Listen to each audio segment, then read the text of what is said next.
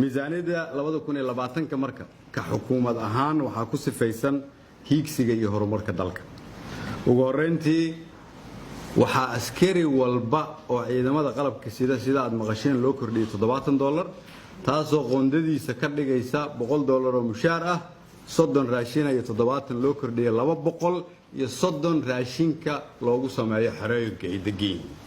waa bilow fiican laakiin waxay naga astaahilaan nuguna leeyihiin intaas ka badan taasoo macnaheedu yahay marka waxaan u soo jeesanay inaan ciidankeena kadib shaqadii dheereed ee dib habeynta inaan tayadooda dhaqaale wax ka qabanno waa sanadkii ugu horeeyay waa bilow waana la sii wadi doonaa waxa kale oo miisaaniyaddu kaliya ay wax ku kordhisay arrimaha waxbarashada arrimaha caafimaadka iyo arrimaha dib u dhiska dalka oo kaliya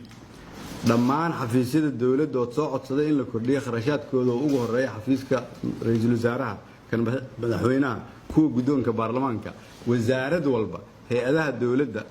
kulligood hal shilin looguma kordhin inta aan ka ahayn inta aan hore u soo sheegay miisaaniyaddu sidaas daraadeed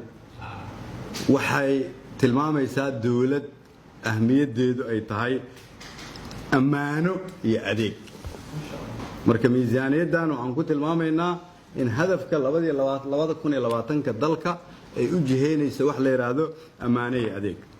waxaan rabaa golahayga wasiirada inaan uga mahad celiyo shaqada xooggan oo ay dalkan u soo qabteen haddii marka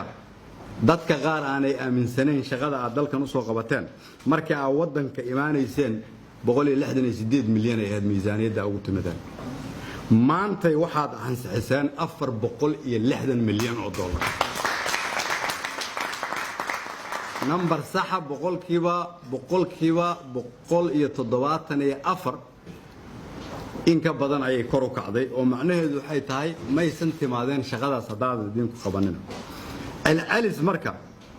انت ودنك aad joogteen in ka badan 70 milyan ayaa sanad walba kor u kacaysi oo sanadka hadda ugu dambeeyay oo ahaa sanadkii xoog ugu badan uu galay oo aad kordhiseen 120 milyan oo dollar dakhliga soo galay dawladda waana ku mahadsantihiin haddii marka shaqada aan wadno aan sii wadno oo Febraayo dalka deynta laga cafiyo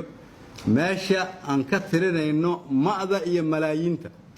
waxaan soo gaarsiinaynaa dalka in loo bedelo ba iyo bilyan sadii ilaahay raado waana mahadsantihiin